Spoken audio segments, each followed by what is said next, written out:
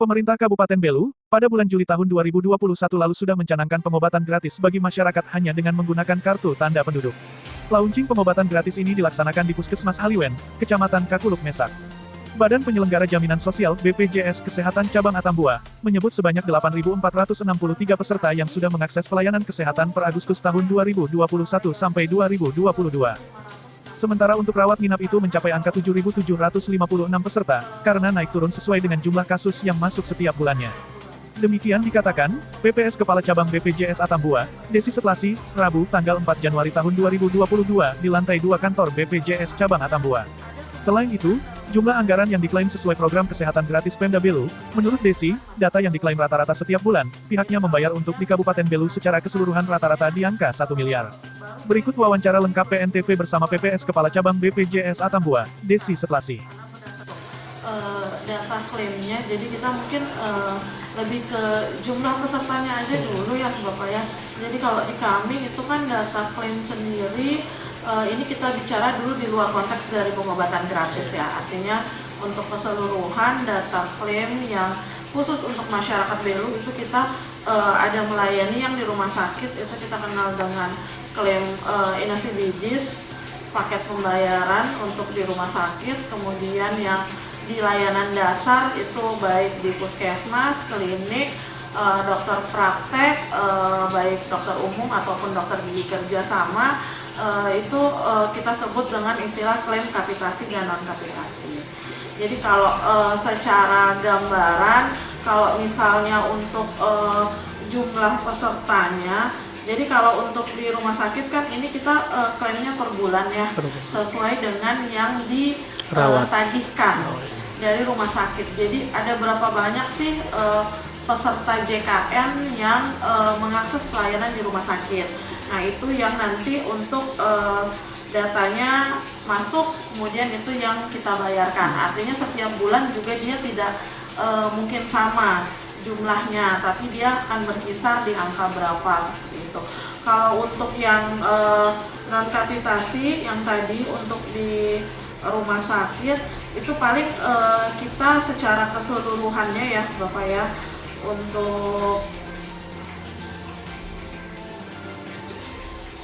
untuk rumah sakit itu dia di angka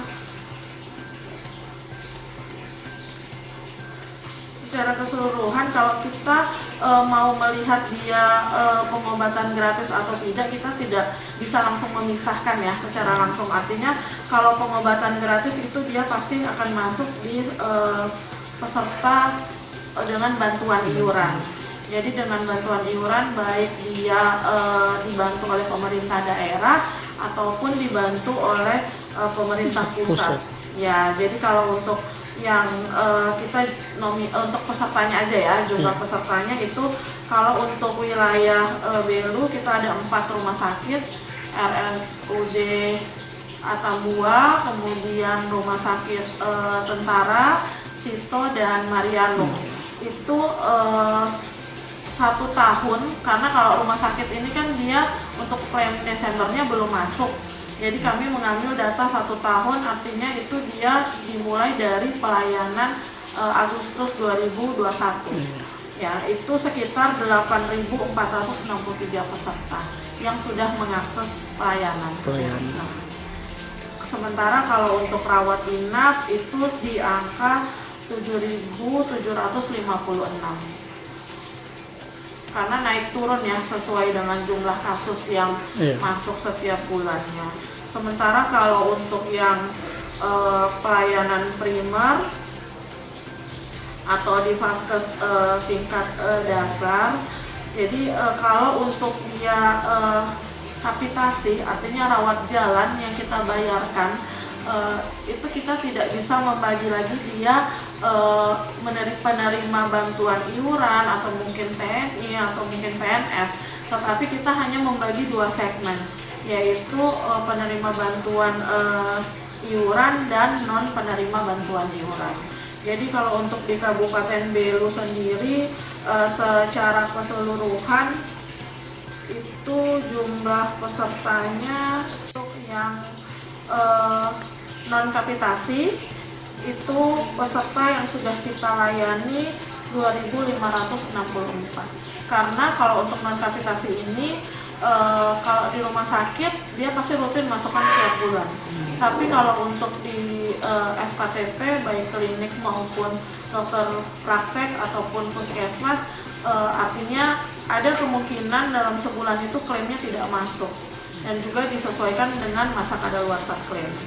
Jadi kalau dia sudah mengantarkan klaimnya baru klaim Januari 2022, itu otomatis tidak akan bisa tertagihkan karena berdasarkan peraturan sendiri di Permenkes itu sudah jelas masa kadaluarsa klaimnya 6 bulan. Kalau untuk puskesmas Apa ini itu? klaim BPJS atau tadi secara keseluruhan? Iya, itu secara keseluruhan. Untuk puskesmas, kemudian untuk klinik Pratama yang di Kabupaten Belu. Kan kalau dokter keluarga dia tidak masukkan klaim non kapitasi, karena yang masukkan itu biasanya yang persalinan sama pelayanan rawat inap, dan semua dari 17 puskesmas di Kabupaten Belu kan juga tidak semua yang rawat inap. Jadi yang rawat inap pun ada yang memasukkan, ada yang tidak memasukkan. Mungkin soal dari sekian banyak itu kira-kira taksir anggarannya berapa ya yang diklaim? Kalau yang diklaim, kalau kita rata-rata ya, artinya setiap bulan itu kita bayarkan untuk di Kabupaten Belu itu untuk kapitasinya secara keseluruhan rata-rata di angka 1 M-an, 1,1 tergantung dari penambahan jumlah peserta. Kalau untuk kapitasi sendiri, karena dia melihat peserta yang aktif, artinya begitu pesertanya tidak membayar iuran untuk yang kelas 1 dan kelas 2, itu secara otomatis pada kapitasi bulan berikutnya itu tidak diperhitungkan, tetapi akan menjadi susulan di kapitasi bulan depannya lagi. 2000, kalau itu data yang tadi kita kasih 2022. Karena kan kalau 2021 kan dia baru pemanfaatan di Agustus ya. Artinya memang euforia peserta itu meningkat.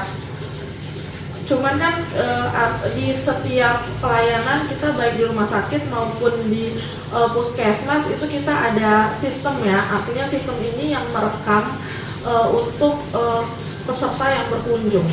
Ada aplikasi khusus baik di rumah sakit maupun di puskesmas. Untuk di puskesmas sendiri, aplikasi ini dia tergantung dengan jaringan komunikasi data. Jadi masih banyak puskesmas yang memang di kita kan masih ada yang tidak ada Jarkomdat ya, sehingga data yang masuk juga yang kita perhitungkan adalah data-data yang teman-teman yang melakukan pengentrian. Artinya data ini tidak betul-betul real kalau saya bilang dari jumlah peserta ini, karena kenapa? Pasti akan ada pelayanan yang sudah diakses tapi tidak terdata. Itu sih palingan, cuman dia meningkat karena kan memang ada penambahan ya, artinya yang dulu mungkin tidak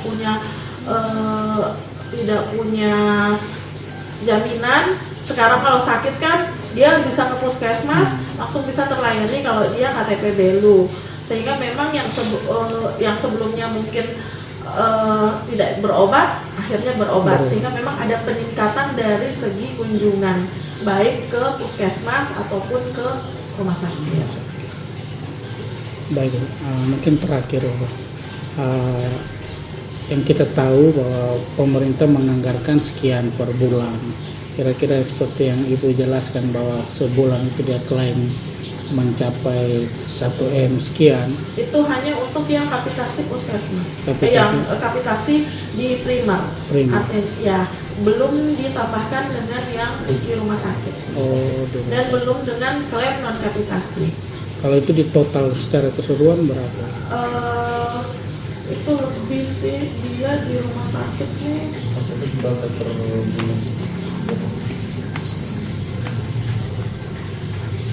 Biasanya lebih tinggi sih kalau rumah sakit lebih tinggi sampai 10 kali lipat dari KTP.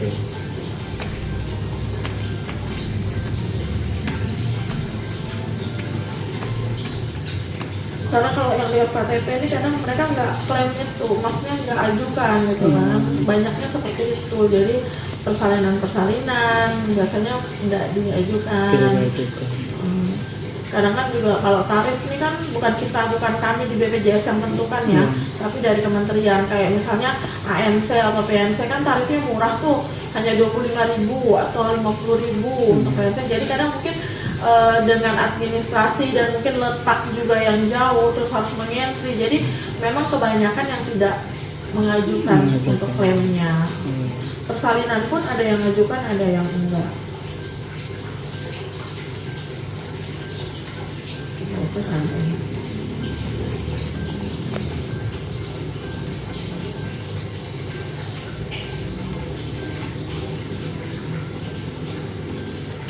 Kalau dari kami sih tahun ini kan ini sudah masuk 10 tahun Iya. ya, 10 tahun program JKN gitu ya. Dari 2014 sampai 2023 ini kan 10 tahun. Nah, sesuai arahan direksi kami memang momentum atau satu dekade ini 10 tahun ini adalah momentum kita untuk fokus ke layanan ya, fokus pelayanan di mana fokus pelayanan itu kepesertaan dan fokus pelayanan juga ke fasilitas kesehatan, artinya mitra-mitra kita yang di rumah sakit maupun yang di FKTP yang di primer. Jadi tahun ini kita semua membuat komitmen sebagai duta BPJS Kesehatan untuk meningkatkan pelayanan di tahun 2023 ini. Itu mungkin fokus kami di tahun ini, sehingga kita semua khususnya stakeholder maupun mitra kerja kita dari fasilitas kesehatan bisa berkolaborasi bersama untuk meningkatkan pelayanan kepada semua peserta JKN medis di seluruh Indonesia. Itu saja. Kalau misalnya tidak dilakukan klaim itu apa itu juga sudah termasuk pembayaran atau tidak? Begitu dia mengajukan klaim, nanti kan ada persyaratannya nih, klaimnya apa-apa aja sih yang harus dilengkapi. Nah nanti itu dari teman-teman rumah sakit akan mengajukan ke kami. Di kami ada tim verifikasi, yaitu ada verifikator yang akan memeriksa kelengkapan berkas secara keseluruhan. Kalau misalnya nanti ada berkas yang tidak lengkap, itu juga kita tidak bisa langsung bayarkan. Nanti kita akan kembalikan ke rumah sakit untuk dilengkapi. Tetapi dari misalnya jumlah total pengajuan tadi, ada berapa sih dari total pengajuan ini yang layak atau sesuai. Nah yang sesuai itu nanti yang kita akan bayarkan terlebih dahulu. Jadi kalau di kami kan dia masuk, nanti berkasnya lengkap, terus kita proses, nanti akan diterima oleh teman-teman keuangan. Nah nanti itu kita tinggal menunggu proses pembayarannya. Karena di kita kan sesuai ketentuan udah jelas ya, ada alur dan lama waktunya pengerjaan, pembayaran, ada SLA-nya, jadi langsung semua akan sesuai. Artinya nggak ada klaim yang kalau dibilang kan mungkin ya, kalau bahasa kadang kalau kita ke rumah sakit tuh mungkin banyak bahasa yang ini BPJS nih nggak bayarin nih klaimnya gitu kan, biasanya kan seperti itu. Nah tapi ada hal-hal yang mungkin sampai teman-teman, artinya kan ini antara manajemen ataupun tim ya, yang mungkin sampai perawat di bawah tuh nggak akan tahu detail informasinya. Nah karena kalau biasanya nggak dibayar tuh bukan serta-merta nggak dibayar, ada dua, yang masih menunggu proses pembayaran atau memang belum diajukan oleh rumah sakit, atau sudah diajukan tapi berkasnya belum lengkap sehingga memang dikembalikan untuk dilengkapi. Dikembalikan untuk dilengkapi pun bukan otomatis tidak dibayar, tapi kita akan menerima kembali perbaikan yang sudah dilakukan oleh rumah sakit. Ibu, mungkin kalau dalam setahun ini kisaran total klaim itu dia capai berapa miliar begitu dalam setahun? Dalam setahun ya, karena kalau rumah sakit kan data itu dia artinya klaim itu tidak langsung masuk begitu N-1, atau misalnya kayak gini, idealnya pelayanan Desember itu sudah masuk di bulan ini, tetapi masih banyak yang belum mengajukan klaim, sehingga memang kita kalau mau dibilang data setahun itu kita tidak bisa dari Januari sampai Desember. Jadi itu tadi yang kisaran 26 M Kalau untuk yang rumah sakitnya itu setahun kita, tapi ambilnya dari Agustus ya di 2021. Kemudian kalau yang untuk primernya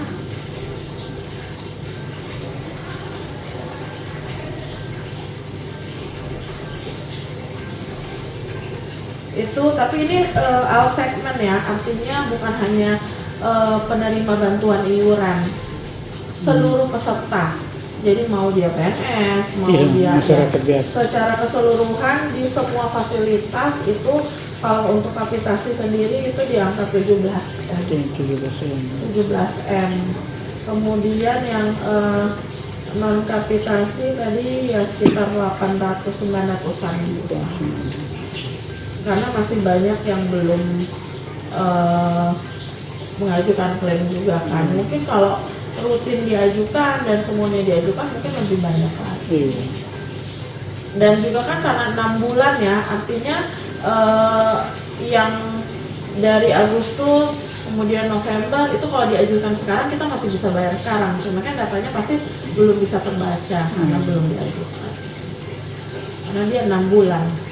Ya, jadi ada waktu bagi teman-teman di FKTP maupun di rumah sakit untuk klaim itu diajukan paling lama 6 bulan sebelum dia hangus atau kadaluarsa. Tetapi harus memang dilakukan pengentrian dulu di aplikasi, baik di rumah sakit maupun di primer, dan harus dipastikan kartunya memang aktif. Karena kalau kartunya nggak aktif juga kita nggak bisa bayarkan. Di Belu kan juga masih banyak tuh yang kelas 1, kelas 2 yang menunggak. Jadi kartunya pasti tidak aktif. 26 M habis berapa M lagi tadi? Sekitar 17-an. 17, berarti totalnya lebih ya? Lebih. Itu kalau lebih? Ya, karena kan kita kalau dana kami BPJS, JKN ini kan kita tidak bisa menggunakan dana untuk Kabupaten Belu, artinya hanya untuk orang Kabupaten Belu, karena kan kita nasional ya. Jadi keuangannya juga terpusat ya. Jadi nanti itulah yang dibilang gotong royong ya. Jadi se-Indonesia sakit nggak sakit yang membayar, dan itu akan dipergunakan untuk yang sakit, yang membutuhkan. Jadi kalau mau dibilang untung rugi juga kita nggak bisa, karena ini kan juga artinya banyak iuran kan dari semua nih ya, bergabung seluruh Indonesia, bukan hanya di Belu aja gitu. Nah, yang mengakses pelayanan pun ini kan yang terbaca di kita di Belu aja. Tapi kita nggak tahu nih orang Belu yang di Kupang, orang Belu yang di Jawa, kan ada. Dan tidak menutup kemungkinan mereka juga di sana mengakses pelayanan. Baik yang dirujuk langsung dari sini ataupun memang yang sementara tinggal di sana. Kalau kita mau hitung-hitungan sampai sana kan cakupannya akan lebih besar, sehingga memang yang di kami ini murni yang melakukan pelayanan di sini. Karena ada yang sangat banyak saya yakin yang melakukan pelayanan di Kupang, kemudian di Jawa pasti ada. Dan yang tinggal di sana dengan KTP Belu juga ada. Sehingga kalau detail sampai ke sana tuh, kalau mau hitung-hitungan ya kita juga nggak bisa bilang betul-betul untung rugi ya.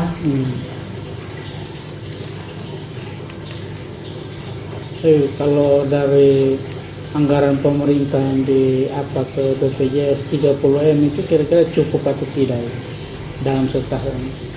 Ya itu karena tadi saya bilangnya kita nggak benar-benar bisa bilang cukup atau enggaknya. Karena ya itu akses pelayanannya di kita kan banyak ya. Dan juga kalau misalnya yang sistem kapitasi itu yang di puskesmas, pembayaran rawat jalan itu kan kami tidak hanya membayar yang sakit, artinya semua peserta terdaftar kita bayarkan walaupun dia tidak sakit. Jadi misalnya puskesmas A dia punya peserta terdaftar 20.000 peserta, itu tetap dibayar? Itu kami akan tetap bayar sejumlah 20.000 walaupun mungkin yang berkunjung saya yakin itu 500 itu sudah terlalu banyak. Rata-rata pasti di angka kisaran 200 atau 300. Nah, tapi kita tetap bayarkan yang 20.000 itu dengan mengalihkan jumlah dokter gigi dan dokter umum yang ada di puskesmas, yang ada di dokter praktek. Di situ akan beda-beda norma kapitasinya. Puskesmas yang 2 dokter umum 1 dokter gigi akan berbeda dengan puskesmas yang tidak ada dokter, walaupun misalnya jumlah pesertanya sama. Jadi ketentuan untuk norma kapitasi itu ada di Permenkes 52 2016 tentang tarif JKN. Memang ini yang jadi perdebatan Bu, di media sosial. Artinya ada kalangan-kalangan tertentu yang memperdebatkan soal orang tidak sakit tapi dibayar, sehingga anggarannya itu dikatakan dibuang sia-sia begitu. Karena itu kalau harapannya pelayanan primer ini harapannya adalah promotif preventif. Artinya dia pencegahan. Kalau di rumah sakit sudah jelas orang kesana orang sakit. Tapi diharapkan yang ke pelayanan primer, yang ke puskesmas bukan hanya orang sakit.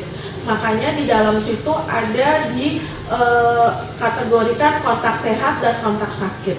Cuman kebanyakan kontak sehat ini tidak dilakukan pengentrian oleh teman-teman di puskesmas, sehingga kita tidak bisa membaca data real sebenarnya yang berkunjung itu ada berapa. Karena kalau kita lihat di puskesmas ini kan dia banyak ya program dari dinas kesehatan. Artinya dia posyandu lansia, kemudian imunisasi, kunjungan rumah. Nah, kalau dia misalnya peserta JKN, otomatis kan harusnya di entry dan kita bisa lihat realnya dia datang berapa. Tapi pada kenyataannya memang kebanyakan yang di entry adalah kunjungan sakit. Jadi begitu datang sakit itu yang di entry. Jadi harapannya memang peserta-peserta yang sehat pun terkontrol. Yang sehat juga tetap melakukan kontrol. Ya, tetap melakukan kontak. Artinya untuk mengecek kesehatan mungkin bisa datang untuk tensi saja, datang konsultasi, atau mungkin ada edukasi, ada home visit. Nah, itu kan macam-macam tuh. Idealnya seperti itu yang diharapkan. Sehingga ada pencegahan sebelum terjadinya penyakit yang lebih memberatkan, yang akan mengeluarkan kos dan biaya yang lebih besar. Dari Atambua, tim PNTV melaporkan.